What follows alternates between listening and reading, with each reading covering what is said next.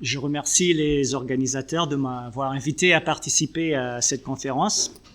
C'est un immense plaisir et un privilège de pouvoir honorer Daniel Boyarin durant cette occasion.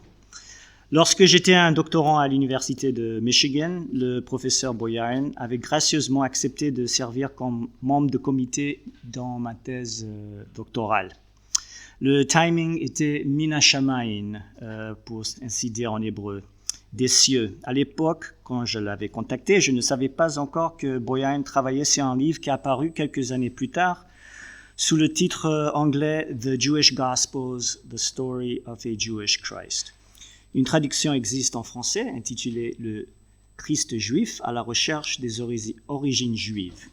Ce livre démontre bien les points communs entre les Juifs anciens et les premiers disciples de Jésus, dans leurs croyances et dans leurs pratiques, bien plus que l'on imaginait. Pour défendre cette thèse, Boyarin s'appuya surtout sur une relecture de l'Évangile de Marc. Sa recherche a énormément informé la thèse de mon premier livre, qui propose une relecture juive des Évangiles de Matthieu et Luc, ainsi que le livre des Actes. Je me réjouis donc que des coïncidences heureuses et récentes permettent que nos chemins se croisent dans la ville lumière, ici à l'Institut protestant de Paris, dans ce cadre qui me permet de rendre une petite offrande personnelle à un maître qui a si généreusement et profondément formé ma pensée. J'aimerais profiter ici donc de mettre en conversation le livre récent de Boyarin sur la généalogie du judaïsme avec ses publications antérieures sur le caractère juif du mouvement Jésus de l'Antiquité. Notons qu'en plus de son livre intitulé « Le Christ juif », Boyarin a rédigé d'autres ouvrages importants liés à ce thème, entre autres un livre sur Paul appelé « A Radical Jew », apparu en 1994, et une monographie sur la séparation de la formation des identités juives et chrétiennes intitulée « Borderlines, The Partition of Judeo-Christianity », publiée en 2004, et traduit aussi en langue française sous le titre « La partition du judaïsme et du christianisme ». Dans ces publications précédentes, nous trouvons déjà des semences que Boyarin a plantées sur sa conception du judaïsme et de la religion en général, qui germent et fleurissent maintenant dans son ouvrage « Judaism, the Genealogy of a Modern Notion ». Dans ce dernier livre, Boyarin retient, développe mais corrige aussi certaines notions présentées dans ses publications antérieures. Je me concentre ici sur quelques extraits tirés de son livre « Borderlines » pour illustrer cette évolution. Comme j'ai accès seulement à la version originale, je m'excuse pour les citations qui sont tirées de l'anglais. Vous pouvez utiliser ChatGPT pour les traductions. Dans Borderlines, on retrouve déjà la thèse que le judaïsme n'est pas tout à fait une religion. Boyarin maintient que les savants rabbiniques ont résisté à cette définition malgré les projections chrétiennes qui ont cherché à réifier le judaïsme de cette manière pour clarifier et édifier leur propre identité chrétienne. Vers la fin de Borderlines, nous lisons la déclaration suivante de Boyarin sur ce point. « The rabbis, in the end, reject and refuse the Christian definition of a religion, understood as a system of beliefs and practices to which one adheres voluntarily and defalcation from which results in one's becoming a heretic. » Pour illustrer la thèse que les rabbins de l'Antiquité tardive rejettent une définition chrétienne qui réduit le judaïsme à un ensemble de croyances et de pratiques religieuses, Boyarin cite le fameux dicton talmudique « Af al pi shechata Yisrael hu », qu'on peut traduire en français comme « Un Israélite demeure toujours un Israélite, même s'il a péché ». Ce dicton, qui apparaît seulement une fois dans la littérature rabbinique classique, devient néanmoins, comme Boyarin le souligne, fondamental dans les itérations rabbiniques plus tardives. Elle explique comment un juif aujourd'hui peut toujours être considéré juif d'un point de vue rabbinique, même sans pratiquer les lois de la Torah ou croire dans leur révélation divine. D'ailleurs, le juif demeure toujours juif de ce point de vue, même s'il abandonne ou elle abandonne complètement le judaïsme et devient membre d'une autre confession. Tant que la mère est d'origine juive, selon la halakha rabbinique traditionnelle, la personne concernée reste juive. Peut-être un mauvais juif ou une mauvaise juive, mais juive ou juive tout de même. Cela explique, comment Boyarin l'observe bien, pourquoi il y a des Juifs qui sont chrétiens même jusqu'à nos jours. There are Christians who are Jews, or perhaps better put, Jews who are Christians even up to this day. Boyarin fait allusion ici aux différents Juifs qui confessent la messianité et même la divinité de Jésus qui appartiennent à diverses dénominations chrétiennes, tels les catholiques hébraïques ou ceux qui ont établi leur propre autonomie confessionnelle dans le cadre du mouvement juif messianique. Dans Judaism, The Genealogy of a Modern Notion, Boyarin affirme cette conception du judaïsme encore plus et suggère qu'on devrait même abandonner l'usage du mot judaïsme lorsque nous décrivons l'histoire juive, au moins pour la période prémoderne. Boyarin remarque que le terme grec judaïsmos apparaît très rarement dans les sources juives anciennes. Durant la période du Second Temple, on le retrouve seulement dans la littérature maccabéenne et une fois chez Paul. Dans ces deux cas, judaïsmos ne signifie pas religion, mais un ensemble complexe de loyauté et de pratiques qui inclut non seulement le culte juif, mais aussi la manière de s'habiller, de parler, de manger, de socialiser. Enfin, tout ce qui met le peuple judéen à part, ce qui correspondrait plutôt, selon Boyarin, à Jewishness, ou judéité. Autrement, l'usage du mot judaïsme pour décrire une religion est attesté seulement parmi des écrivains qui ne s'identifient pas du tout avec ce nom, c'est-à-dire les écrivains chrétiens, qui commencent déjà au IIe siècle à l'employer pour construire un christianisme vis-à-vis d'un judaïsme qui ne correspond pas du tout au vécu des Juifs ou à la manière dont les Juifs s'auto-définissent. Quant aux Juifs eux-mêmes, Boyarin démontre de manière très convaincante qu'ils ont conçu le judaïsme comme une religion que très récemment dans leur histoire. C'est seulement durant la période moderne que les Juifs ont commencé à découpler ce que nous appelons religion de leur judéité. À travers l'Antiquité tardive et la période médiévale, les Juifs ne discernaient pas entre religion, ethnicité, culture ou politique, catégories et fragmentation modernes et occidentales qu'on impose sur une réalité historique et sociale qui confondait toutes ces distinctions.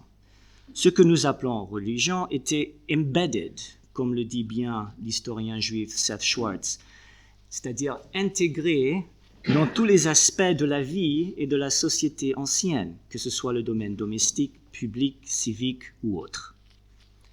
Ainsi, comme le terme judaïsme apparaît si peu dans les sources juives prémodernes et ne signale pas une confession religieuse, la question se présente si on devrait en effet s'en débarrasser complètement lorsque nous investiguons le passé lointain. Boyarin présente la problématique de la manière suivante. One can accept the results of the first, that Judaism is a modern term, without acceding to the second, that using it to refer to the past is problematic. In other words, one could conceivably grant that the concept of Judaism is modern and still assert its utility for scholarly historical research. En autres mots, peut-être le chercheur peut employer le terme judaïsme tant qu'il est bien défini pour éviter tout anachronisme, car il peut nous être utile et faciliter notre navigation et compréhension. Boyarin néanmoins rejette cette option, même s'il admet que son argumentation n'est pas indestructible. I will try to show that this is not the case, but grant that my argument on this point is not indefeasible. Ici, Boyarin attire notre attention à une question théorique, le défi de la tâche de la traduction.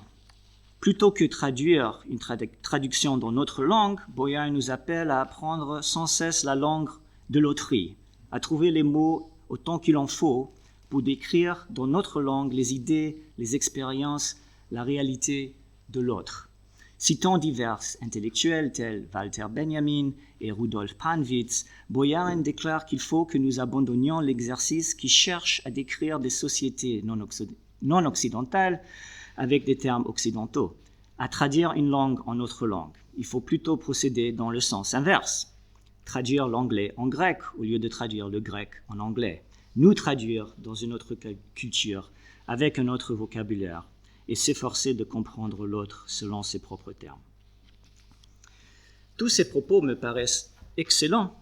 Des fois, Boyarin me rappelle même de Martin Buber quand il déclare dans le dernier paragraphe de son livre sur la généalogie du judaïsme, « There is a kind of comfort and certainly self-authentication in finding ourselves in the past, but find another and there can be an even richer and more wonderful experience. » La thèse de Boyarin présente cependant un dilemme pour tout un phénomène récent qui se développe dans la recherche du christianisme ancien. Je fais allusion ici au thème proposé par le titre de ma présentation, la recherche du Nouveau Testament dans le judaïsme ou à l'intérieur du judaïsme. Nous voyons ce titre apparaître actuellement à droite et à gauche sur la couverture de plusieurs monographies et conférences dédiées à divers documents et personnalités du christianisme ancien. Par exemple, le Enoch Seminar, une société internationale dédiée à la recherche du judaïsme ancien, ainsi que les origines du christianisme et de l'islam, vient d'organiser et animer un colloque en ligne intitulé « John Within Judaism », Jean à l'intérieur du judaïsme. Ce colloque est précédé par toute une série de conférences sur le même sujet, sponsorisées toujours par le Enoch Seminar, entre autres The Place of Matthew Within the Diversity of Second Temple Judaism, colloque tenu virtuellement en 2020 durant la pandémie, et plus récemment Luke and Acts Within Second Temple Judaism, conférence que j'ai organisée à Rome à laquelle Simon-Claude Mimouni a aussi participé. Ce phénomène n'est pas limité à l'Enoch Seminar. Depuis plusieurs années, SBL, la Society of Biblical Literature, contient une unité appelée Paul Within Judaism. À ma connaissance, l'apôtre Paul est le premier personnage du Nouveau Testament à qui on a vraiment appliqué la nomenclature Within Judaism. Mon docteur Vater, Gabriele Boccaccini, pointe vers un précédent, Jesus Within Judaism, titre d'un livre publié par James Charlesworth en 1988. Ce prédécesseur est fort intéressant. Le titre du livre de Charlesworth représente l'apogée de la troisième quête du Jésus historique, quête qui a creusé le sol juif pour récupérer un Jésus juif.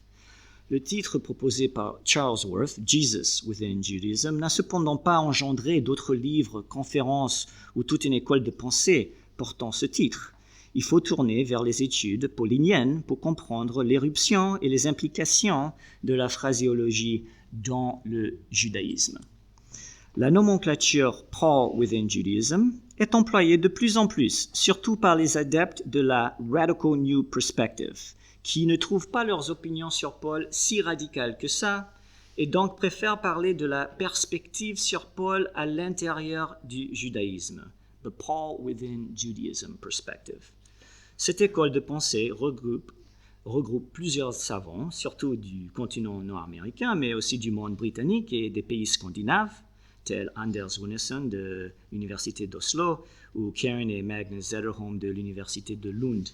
En Suède, on peut trouver aussi quelques croyants sur le continent européen, tels Kathy Ehrensperger, qui enseigne à l'Université de Potsdam, ou Carlos Segovia, le chercheur espagnol et fils du célèbre guitariste Andrés Segovia. Ces interprètes ne partagent pas tous les mêmes avis sur Paul. Certains, par exemple, ont même maintenu que Paul croyait dans deux chemins au salut. Un chemin pour les gentils par confession en Jésus, l'autre pour les juifs par fidélité à la Torah. C'est la thèse soutenue par exemple par la savante juive américaine Pamela Eisenbaum dans son livre qui porte le titre provocateur « Paul was not a Christian ».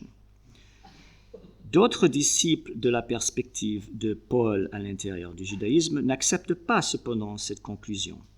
Tous, par contre, sont convaincus que Paul est resté fidèle à l'observance de la Torah, qui n'a pas prêché un évangile qui rendait l'alliance mosaïque caduque. Lorsque les partisans de la nouvelle perspective radicale affirment que Paul resta dans le judaïsme, ils imaginent un judaïsme tel que E.P. Sanders, décédé l'année dernière, le concevait.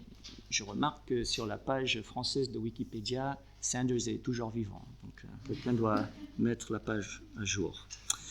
Dans son livre séminal, Paul and Palestinian Judaism, publié en 1977, Sanders inventa le terme Common Judaism, le judaïsme commun ou judaïsme général, pour décrire les croyances religieuses qu'il pensait étaient majoritairement acceptées par les Juifs de l'Antiquité.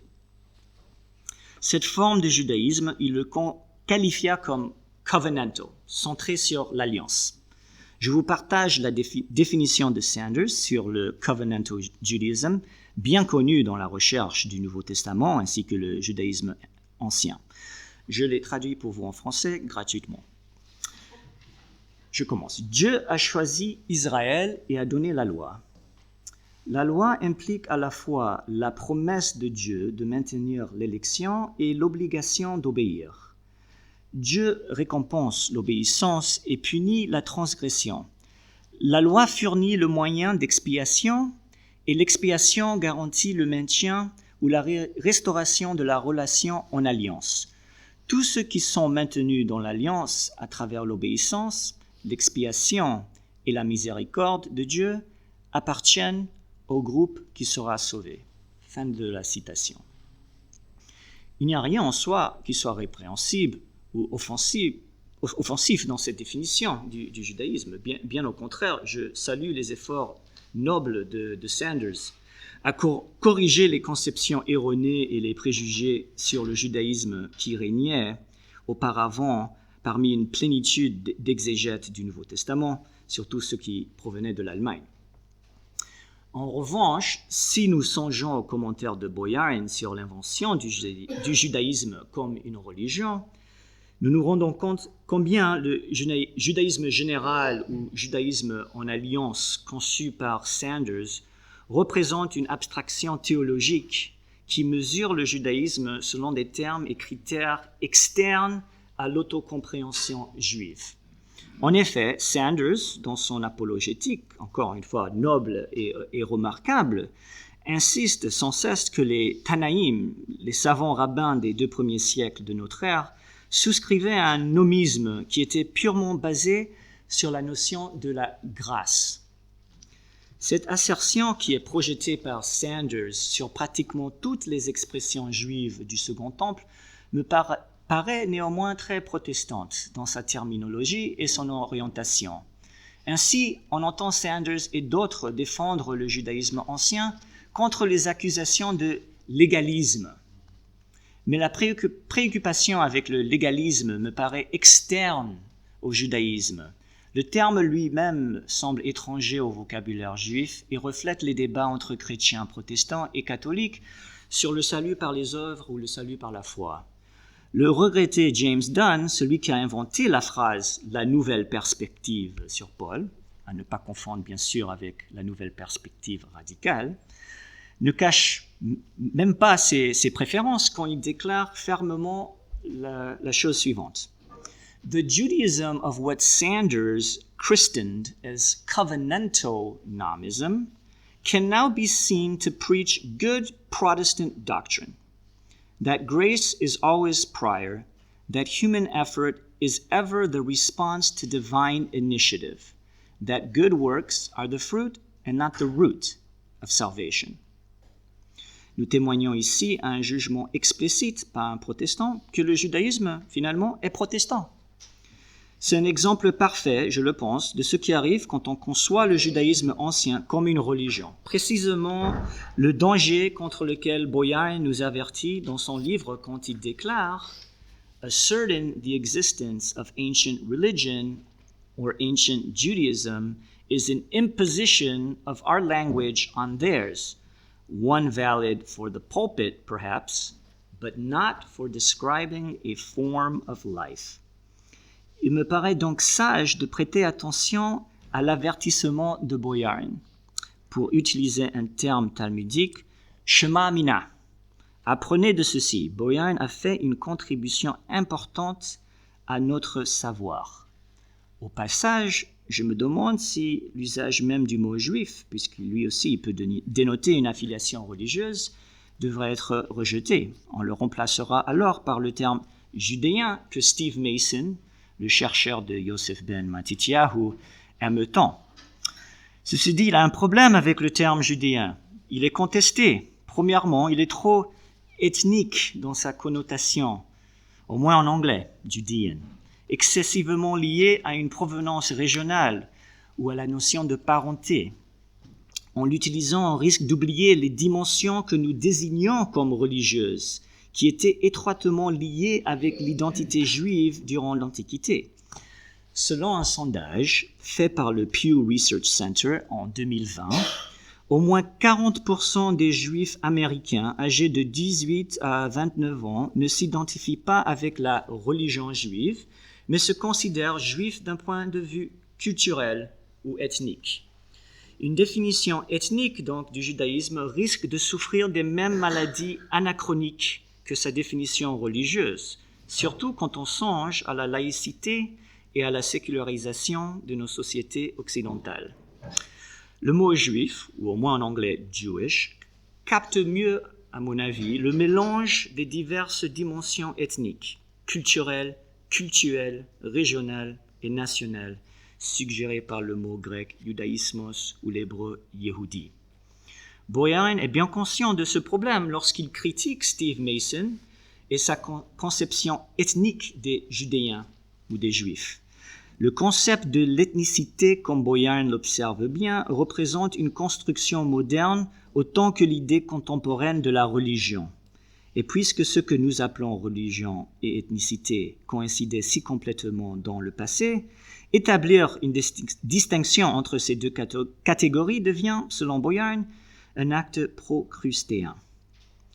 Remarquons d'ailleurs que le mot Judaios ou Yehudi, comme judaïsmos, est relativement rare dans les sources juives de l'Antiquité et de l'Antiquité tardive. C'est une observation faite par Cynthia Baker dans son livre Jew, publié dans la même série de monographies que celui de Boyarin, Keywords in Jewish Studies. Elle dit le suivant.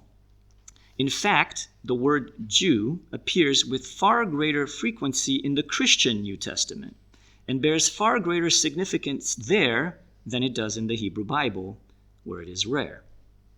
Cette observation s'applique aussi à la littérature rabbinique, où l'autodésignation de préférence est Israël et non pas Yehudi. Rappelons encore le dicton célèbre « Afalpi shechata Yisrael hu ». Le dicton ne dit pas Yehudi, mais Israël, un Israélite, même si je rencontre souvent des traductions de textes rabbiniques qui le rendent comme juif. À ce sujet, Boyarin observe avec grande lucidité dans son livre récent que les Samaritains ne s'appellent jamais Judaioi, mais Israélites. Ils sont toutefois souvent placés sous la même rubrique que du judaïsme ancien, par la recherche moderne. Boyarin offre le travail de Philip Davis on the Origins of Judaism comme exemple, mais on pourrait multiplier les références. Le regroupement des Samaritains dans le judaïsme représente un autre dégât de l'essentialisation et l'abstraction par la recherche moderne. En regroupant divers groupes sous une religion appelée judaïsme, nous ratons l'occasion de comprendre l'autrui selon ses propres termes et au passage déformons l'histoire. Comme l'érudit samaritain Benjamin Sedaka le remarque bien, et oui, les Samaritains existent toujours, tout chercheur qui détermine que le judaïsme est la religion mère de toutes les autres itérations de la période du Second Temple altère la vérité historique. Ces observations s'accordent avec la thèse du livre récent de Jason Staples, The Idea of Israel in Second Temple Judaism, où il démontre comment le terme israélite ne perd pas ses connotations tribales. Ainsi, on ne peut pas échanger sans plus le mot juif pour le mot israélite. Les Juifs ou les Judéens sont des Israélites issus de la tribu de Juda, alors que les Samaritains proviennent de la tribu de Joseph. Les Judéens sont des Israélites, mais pas tous les Israélites sont des Judéens. Cette distinction reste valide à travers la période du Second Temple et est même acceptée par plusieurs Tanaïm qui reconnaissent le statut israélite des Samaritains. En effet, durant l'Antiquité, les Juifs ne se sont jamais posé la question si les Samaritains étaient des Juifs ou pas, mais si ils faisaient partie d'Israël. Les tensions et frictions entre ces deux groupes se tournaient autour d'un débat sur la vraie constitution d'Israël. Le chercheur des manuscrits de la mer Morte, John Bergsma, suggère même qu'on devrait parler d'israélitisme plutôt que de judaïsme pour la période du Second Temple. Lorsqu'il étudie l'eschatologie dans les textes attribués au Yachad de Qumran, Bergsma détecte une attente pour la réunification de toutes les tribus d'Israël et non pas seulement le retour des Juifs, c'est-à-dire les descendants de Juda.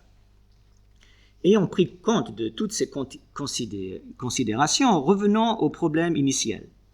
Faut-il abandonner le terme judaïsme et parler à la place du Nouveau Testament dans l'israélitisme ou du Nouveau Testament et Israël ou quelque chose de similaire? J'hésite à faire cette transition. Premièrement, je ne pense pas que les auteurs du Nouveau Testament établissent une équivalence entre Ecclésia et Israël. Dans plusieurs publications, j'ai maintenu que pour Paul, Israël reste Israël. Les gentils qui rejoignent le mouvement messianique deviennent des enfants d'Abraham, mais pas des enfants de Jacob, c'est-à-dire des enfants d'Israël. De même, l'auteur de Luc et Actes réserve le terme grec laos, qui veut dire peuple, pour le peuple d'Israël.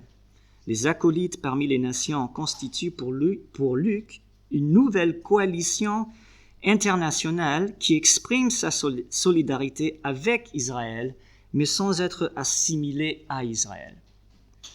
Notons aussi que les auteurs de Luc, Actes et l'évangile de Jean discutent le statut des Samaritains, mais adoptent une position judéenne vis-à-vis ce peuple. Cette position est clairement exprimée par Jésus dans l'évangile de Jean, qui déclare à la femme samaritaine « Vous adorez ce que vous ne connaissez pas, nous adorons ce que nous connaissons, car le salut vient des Juifs. » En Luc et Actes, on rencontre une position similaire. Alors que Luc exprime un grand intérêt dans le sort du peuple samaritain, sa perspective reste néanmoins judéocentrique.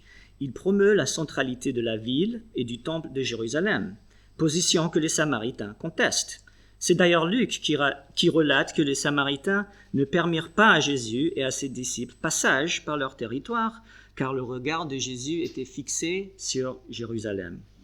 Luc, de plus, proclame un Messie qui est issu de la tribu sudiste de Juda, de la dynastie davidique, et non pas d'une des tribus nordistes d'Israël.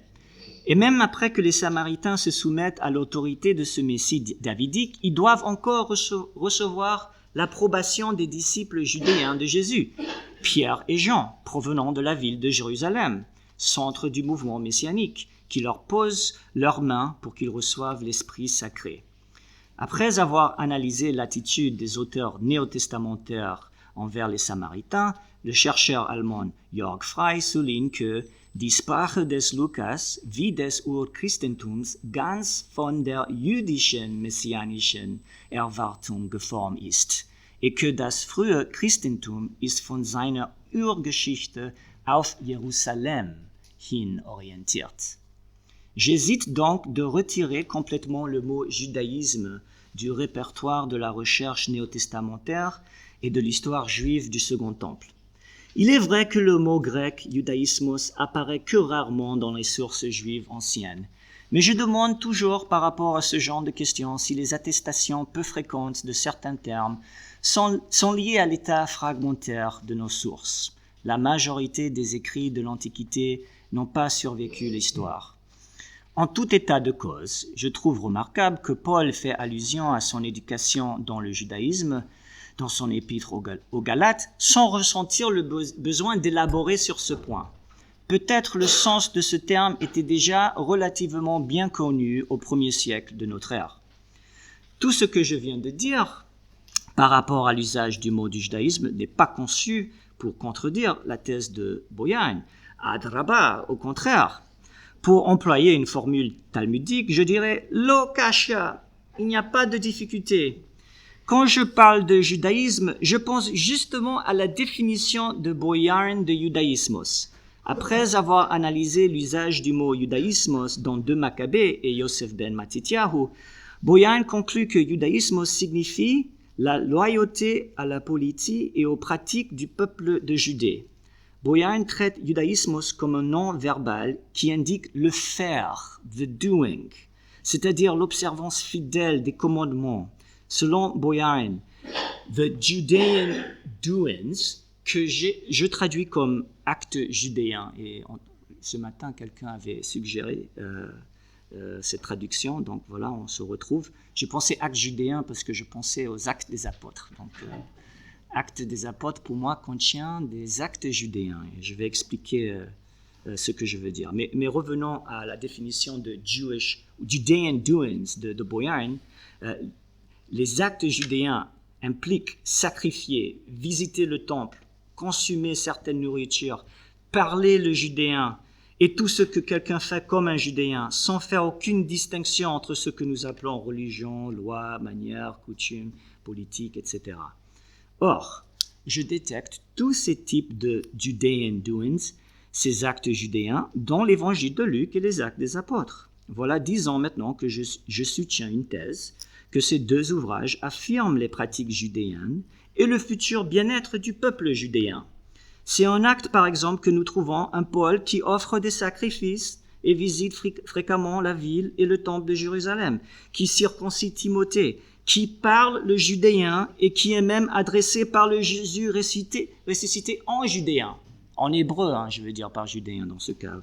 Regardez Actes 21, 40, 22, 2 et 26, 14, pendant la visite sur la route vers Damas, Jésus lui parle en hébreu. Hébraïe, c'est écrit dans le livre. C'est en Actes aussi que Paul s'identifie complètement avec les pratiques et le peuple juif, qui déclare « Je suis juif, ego eimi judaios », qui affirme devant ses compatriotes n'avoir rien fait contre sa nation ou leurs coutumes ancestrales, et qui finalement attend la restauration complète du peuple d'Israël, espoir que je maintiens n'est jamais révoqué en Luc ou Actes, mais dirigé vers une future réalisation. C'est donc dans ce sens d'identification totale avec peuple et pratique que nous pouvons parler toujours de Luc et Actes dans le judaïsme. Merci.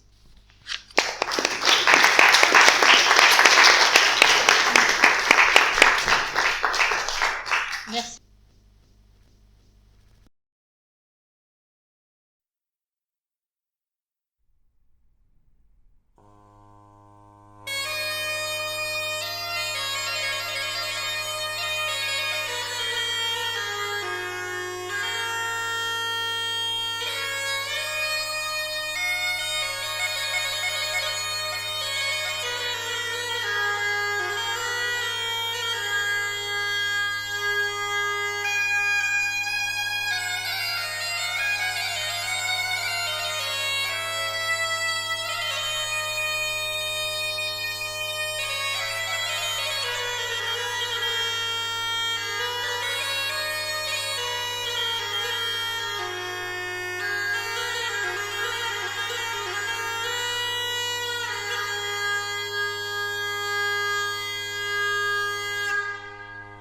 שלפו צרים חרבם ליבם, חפו דברים לא כן בקרבם, שדדו ערים אביון בריבם, כי רסם תפקנה.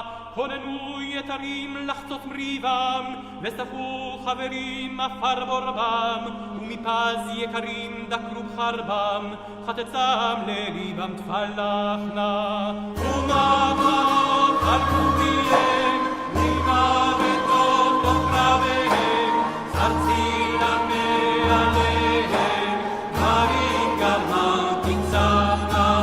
דואגים מבלי בחיים הומים, ופרצו עלי משתחררים, ובזו מילי פני קורבים, ויהין חדרם תרבצנה.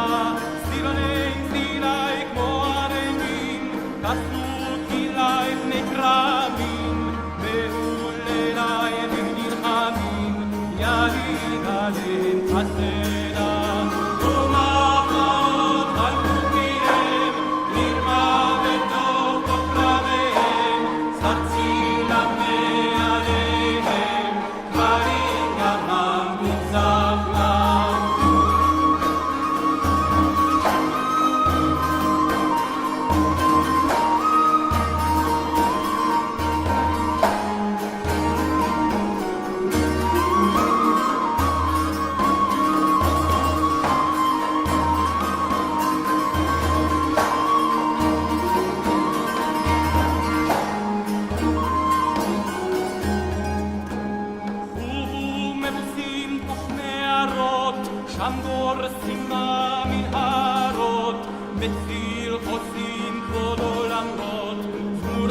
יבם תשלחנה, נעצו רטוטים כבים דוברות, חשלו כרוצים במעבר יקרות, האמת מחכים אך לחרות, עברות לראשם תאגרתה.